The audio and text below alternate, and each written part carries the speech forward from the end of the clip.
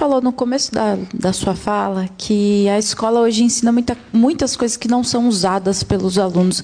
Queria saber o que o senhor considera que hoje é ensinado e que não vai ser usado pelo aluno. E o senhor falou também de algumas experiências que teve na escola, né? Que na escola foi ensinado que o empreendedor é uma pessoa que explora, falou sobre que na escola é ensinado sobre o capitalismo. O senhor é a favor do escola sem partido, assim como o presidente Jair Bolsonaro? Tem alguns temas que o senhor gostaria de tirar da escola? O senhor faria um movimento para tirar alguns temas? Se sim, quais? Eu sou a favor. Você fez umas 6 perguntas até onde eu contei, obrigado por elas.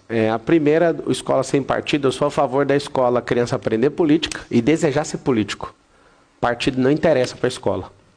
A gente teve uma invasão de partidarismo, e do comunismo, inclusive. Eu sou a prova real que eu fui comunizado. Inclusive, eu achava lindo o comunismo, até ver que isso é uma fábula e que só mata pessoas. E é uma grande propaganda de igualdade, só que a igualdade na natureza não existe. Existe uma coisa que a gente precisa saber, é que eu não estou do lado dos capitalistas, apesar de ter muito capital na minha mão, e eu sei usar bem com propósito para servir os outros, e eu já provei isso várias vezes.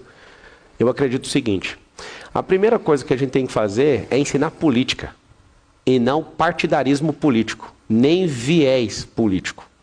A gente não tem que ensinar nossos alunos a serem capitalistas, a gente tem que ensinar nossos alunos a serem governalistas, que é cuidarem da própria vida, terem a oportunidade, se quiserem, de abrir seu próprio negócio, de não depender nunca do Estado.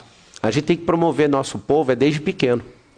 Só que eu lembro bem de discussões nas últimas eleições de presidente, de 89 para cá, é que alguém começou a ganhar a eleição por conta do intestino das pessoas. E alguém falava mal, porque acreditava na ideologia. Aí começou a pregar a mesma coisa, e hoje a gente tem a maior parte das cidades do Brasil, mais de 2.800 cidades, das 5.567 cidades, tirando a cidade de São Paulo, a maior parte das pessoas recebem assistência do governo de forma propositada, não deixando essas pessoas ter uma segunda renda, ou seja, elas são obrigadas a ficar na miserabilidade por conta de uma ideologia.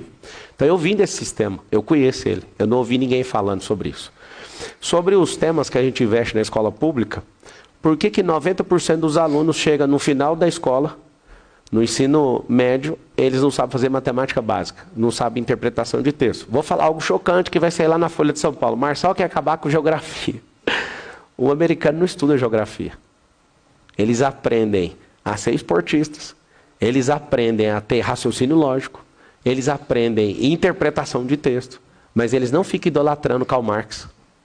Karl Marx é um gigolô. O Karl Marx é um cara que não respeitava nem o pai dele, ele foi contra a instrução do próprio pai, ou ele leva a fama de escrever um manifesto comunista, mas quem escreveu foi Engels. E aí, sabe o que eu quero falar para todo mundo? Para de idolatrar gente que não tem resultado social, que nunca ajudou ninguém de verdade, a não ser criar uma confusão generalizada em toda a humanidade. Eu acredito que a gente não tem que ter ninguém capitalista na escola e nem comunista. A gente não tem que valorizar as pessoas pelo tanto de dinheiro que elas têm.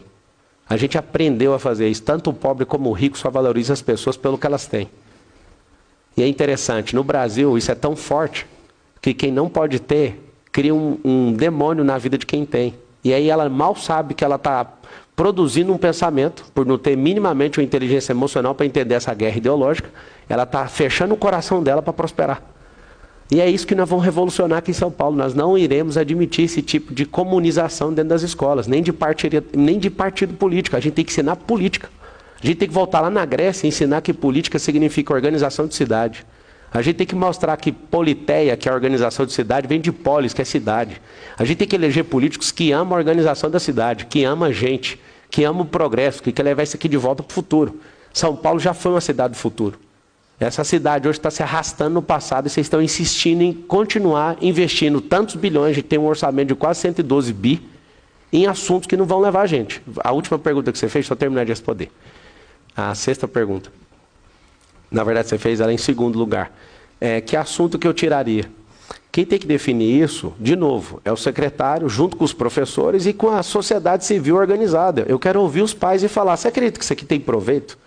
Eu não sou um tirano, eu não sou um ditador que vai chegar e vai falar: tira isso, coloca aquilo.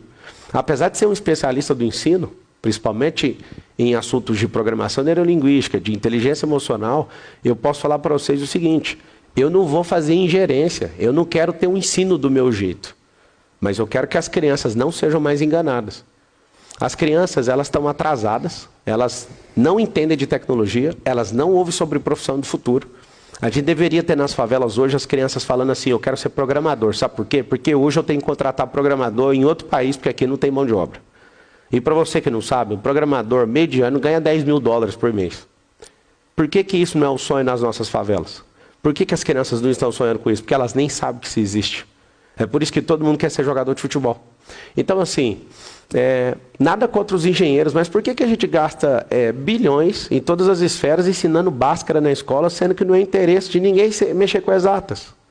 Por que a gente já não ensina a liberdade para as pessoas logo? Por que a gente investe 13 anos de ensino ininterrupto de 90% de assuntos que não serão utilizados nunca na vida dessas pessoas? Então, assim, eu gostaria, se você quiser continuar perguntando sobre isso, eu vou listando, porque eu vim da rede pública, eu sei o que significa isso. A gente era um povo tão comportado, eu lembro de todos os dias, quando eu chegava na escola municipal, cantar o hino nacional. Só que hoje, por ideologia, alguém meio que fica contra quem é patriota. A gente ama essa nação, a gente vai lutar por ela. 1 minuto. Então, assim, por que a gente deixou de cantar o hino na escola? Por que as pessoas não amam a bandeira do Brasil mais? O senhor gostaria de colocar isso nas escolas? Isso seria ótimo, você sabe por quê? Porque hoje não tem um pingo de respeito, as pessoas não vão com entusiasmo para a escola. Vai fazer o quê na escola? Para aprender o quê? O ensino de hoje está atrasado. Nós estamos 1 século atrasado com esse ensino. Mas seria uma proposta do senhor não coloquei isso no plano de governo. Não coloquei isso no plano de governo, mas seria ótimo. Seria uma coisa formidável, porque se você pegar a lei 5.700, depois você dá uma checada nessa lei, fala que nenhum funcionário público pode ser empossado se não souber cantar o hino nacional. Você imagina se alguém manda aplicar essa lei? Aprendeu aonde a cantar o hino? Você pode pega 10 funcionários públicos, quantos sabem cantar o hino corretamente? Para empossar alguém, precisaria pegar a lei. Eu sou jurista e estou te falando. Tem uma lei, salvo engano, a 5.700, que fala que se você não souber cantar o hino nacional, você não pode ser empossado. E aí, como é que a gente vai fazer? Você imagina pegar isso e chamar todo mundo e mandar cantar o hino, para ver se não vai demitir todo mundo. Ou seja, qual é o motivo de não cantar o hino? Qual é o motivo da gente não respeitar os professores? Não é só o professor, nós perdemos o jogo. E a gente vai ter que recomeçar o jogo com humildade, reestabelecer essas bases, e São Paulo vai ensinar o Brasil inteiro o que vai ser um novo ensino.